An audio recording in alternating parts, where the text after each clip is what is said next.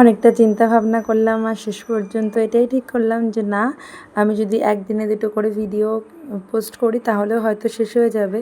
তো এখন থেকে ভাবছি এটাই করব, যখন দেখব যে না ভিডিও শেষ হচ্ছে না, একদিনে না দুটো করে ভিডিও পোস্ট করে দেবো। যাই হোক, সেটা যেটা ভাবলাম সেটাই করলাম। আজকে তোমাদের সাথে দুটো কেকেরই ডেকোরেশন শেয়ার করছি। আর হ্যাঁ, ইনস্ট্যান্টলি এইটা দুটো কেকই না, একজনের কাস্টমারেরই নেওয়ার ছিল। এটা ছিল 1/2 পাউন্ডের একটি কেক, অবশ্যই ফ্লেভার আমার মনে নেই। আর এরপরেরটা ছিল চকলেট ফ্লেভারের। ক্লায়েন্ট নিজেই দুটো কেকের ডিজাইন সিলেক্ট করেছে, আমি শুধু তার মতন করে দিয়েছি। আর এই ডিজাইনটা না 1/2 পাউন্ডে করতে আমার একটু অসুবিধাই হচ্ছিলো। যাই হোক, অসুবিধা হলেও অনেক সময় অনেক কাজ আমাদের এভাবেই ম্যানেজ করতে হয়, কোনো উপায় থাকে না। ক্লায়েন্ট যেভাবে চায় সেভাবেই আমাদের দিয়ে দিতে হয়। কিন্তু হ্যাঁ, আমার ক্লায়েন্ট তো আমার রিপিটেড কাস্টমার, তার কোনো দিনও কোনো অভিযোগ থাকে না। আমি তাকে যেমনই একটু যদি অদল বদল করেও দিই, কখনও সে কিছু বলে না।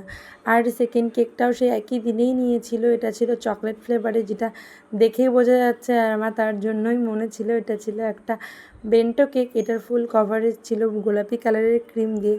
আমি তাই করে নিয়েছি। পিঙ্ক কালারটা যেহেতু একটু সফট কালার, তাই আমি এটা চেষ্টা করি পুরো কেকে ক্রিমেই মানে কালার মিশিয়ে নেওয়ার জন্য।